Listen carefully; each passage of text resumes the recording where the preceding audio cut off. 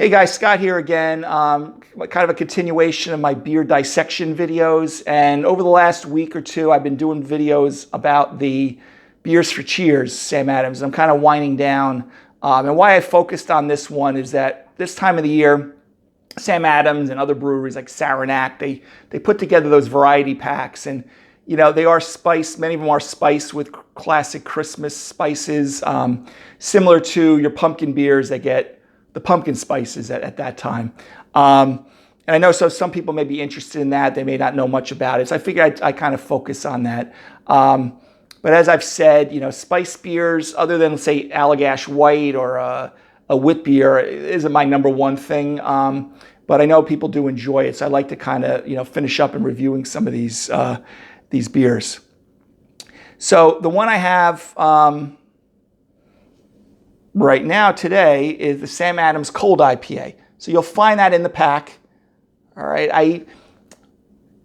Sam Adams, you know, and like I said, Saranac have been doing this for years. I think these packs, I don't know if they say 10, 15, 20 years. And what I like about the packs is you can kind of get a sampler of different things. And Sam Adams, even though a lot of times, you know, I think they're still considered a craft brewery. They're a big conglomerate now. I think they got breweries all over the country that subcontract the brewing. But they've always been kind of a beer that I always have said that they kind of got me into craft beer in the early 90s. So this one is, I have I think a couple of notes on it. You know, it's at 6% alcohol and 40 IBUs. Now, the typical IPA is roughly about 40 to 70 IBU. So we're kind of in that classic, you know, American IPA range, maybe not as high as a double IPA. You know, on their website, they call it, you know, piney. So I'm assuming they're going to be using some Pacific Northwest hops, and some of my other videos I've talked about that a little bit. But again, around 60 IBUs. Now, when I opened up the bottle, I've already opened up the bottle just before I started recording this, but I want to just mention something. As soon as I opened it up, you kind of I already got a quick whiff of hops. So I'm expecting this is to kind of drink like a typical IPA or maybe in a West Coast IPA, if there is that pininess to it. And on their website, they actually do have it listed as an American IPA. So, you know, there are some subtle differences, American IPA, you know, versus West Coast IPA. And I won't go too much into the video here, but I'm expecting that, you know, if you're an IPA lover, that this, and as long as the hops are fresh and the beer is fresh, you will enjoy this. But again, this is not, even though it's cold IPA and it's in their sampler, is not spiced with any nutmeg, cinnamon, coriander, etc., unless they're hiding it in there. All right, so let me pour it. Okay, I've got my kind of mini tulip pint glass. Okay, so even as I'm pouring it, God,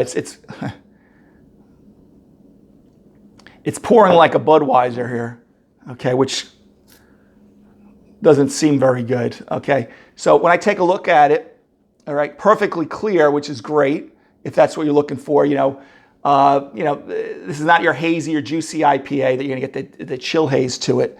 It's almost extremely clear, almost like it was Budweiser, Coors, or maybe a regular pale ale, like a Sierra Nevada pale ale, which isn't necessarily a bad thing. I wouldn't judge it strictly on the clarity of it. Okay, but perfectly clear, kind of a medium gold kind of color, okay, maybe like a darker straw. The head is very fleeting. Right? We don't see much. That head is like almost gone already. Okay. And so it's not very supportive. It's not, you know, so not a good thing. Okay. In my book. Okay. Okay. But it smells pretty good. You know, I do get some whiff of that pine, like pine needle type of aroma. There's a slight grapefruit. So maybe they are using Cascade again. They didn't list their hops on their website. Okay, so you do get a little citrus, a little grapefruit, but you know, it is not a hazy, so you're not getting it. It actually smells more, it actually smells like a Sierra Nevada Pale Ale, those of you who are familiar with that style. And it makes sense. I mean, this is an IPA. Now, again, just a little talk about pale ale, American IPA, New England IPA. A lot of times there's just a change in the alcoholic strength, change in the hops and some of the clarity. So, a Sierra Nevada pale ale versus, say, an American or hazy, there's some subtle differences to it. So to get a beer that's called an American IPA and it's this clear, but it has the Pacific Northwest, is really not necessarily a negative thing. So not crazy about the loss of the head already, though. And my glass is pretty clean. Sometimes you have a dirty glass. You'll see like the nucleation spots with the bubbles. You won't get the, you'll see bubbles too much on the side of the glass, or you'll lose the head, but on a dirty glass. But this is actually a very clean glass. So there's a slight pineapple. I get to it too, fruity pineapple. So the aroma is actually quite pleasant.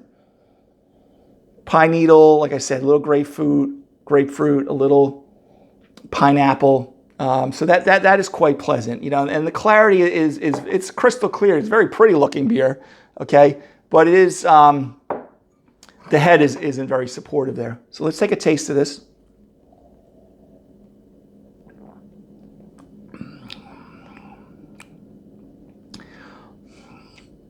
So again, slight citrus with the grapefruit, little pineapple, kind of light to medium bodied beer.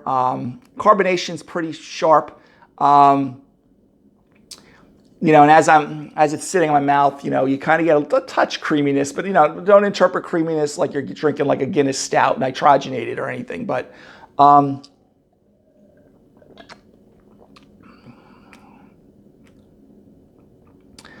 that fruit flavor does, it just doesn't linger very long. You kind of hit you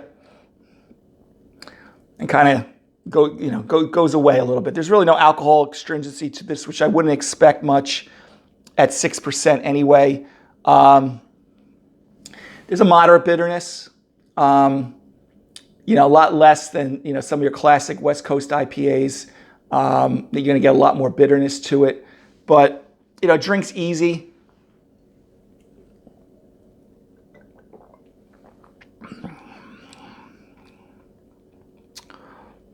So if you're looking for, a very easy drinking, maybe a subdued Sierra Nevada pale ale type of beer, with a little less bitterness or perceived bitterness, very, easy drinking beer. And again, if you're having your 12 pack, I wouldn't be throwing them away. If you're expecting, that palate cleansing, sharp, bitterness on your tongue, you're not going to get it here. You're not going to get an overwhelming blast of fruit. So if you like juicy IPAs or hazy IPAs, like I've done another video, you're not getting that type of hop. You are still getting a slight, I don't know the exact hops on this, a little New World hop with a little fruitiness from the pineapple, but the grapefruit, a little of the pininess, more of a Pacific Northwest type of hop. So if that's the kind of beer. So, but again, something like this, if I had it, I probably wouldn't go out and buy a 12 pack of this cold IPA, and they probably sell them in 6 or 12 packs. If it's part of the sampler pack, it's great. It's one of those things like, have it with a pizza, some wings, on football Saturday with the college football or stuff. Yeah, it's no problem. But it is, the body on it is just kind of low to medium body. There's not much oomph to it. It's easy drinking enough that I would drink it with those wings and the pizza and stuff like that. But it does kind of underperform in the sense of just having, if you're going to call it an IPA, having enough bitterness and enough hop aroma and flavor. The malt profile, which I didn't talk too much about, is, it's white bread cracker, type of malt, very low. It's probably using regular Pilsner or 2-row malt at the very least. Doesn't look like, because of the color, there's really probably no caramel malts being used or crystal malts or Munich or Vienna malts or anything like that, or, you know, they kind of keep it light like that color. And the carbonation, like I said, as you saw with the head, is, you know, enough to cleanse your palate, but it's really not, the aromatics are not overwhelming. There's other beers, if I was going to start buying a 6-pack or 12-pack, I would get. However, you know, as you've said, I've said in some of my posts, and I maybe said in 1 or 2 videos, you know, sometimes bad beer is still better than no beer at all. You know, you have something to drink, and if you want to try for that 12-pack. I would not buy that 12-pack, the Beers for Cheers, based on this beer, though.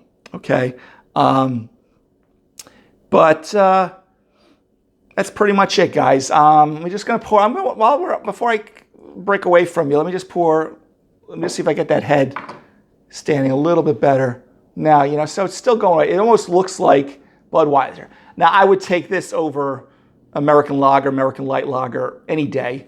You know, but again, I'm smelling it again. I'm getting that little pineapple hit. But again, you can see there's really no head there at all. And remember, you want that head, and why I preach about these glasses all the time is to get the aromatics and stuff like that. So, you know, if I was to give this beer kind of a grade, you know, a C, you know, maybe a C plus. Overall, in the world of beers, you know, very low, you know, C minus D. But like, listen, it's cold, it's refreshing, it's easy to drink. You know, if you have it in your pack, I think you may enjoy it if you like a lot of lighter beers. But for those of you who like really that oomph of a regular IPA, you know, this definitely, you know, underperforms in that sense. Okay, guys? I got some other things up my sleeve for you all. Hopefully you have a great day. And take care, guys. Till next time. Bye-bye.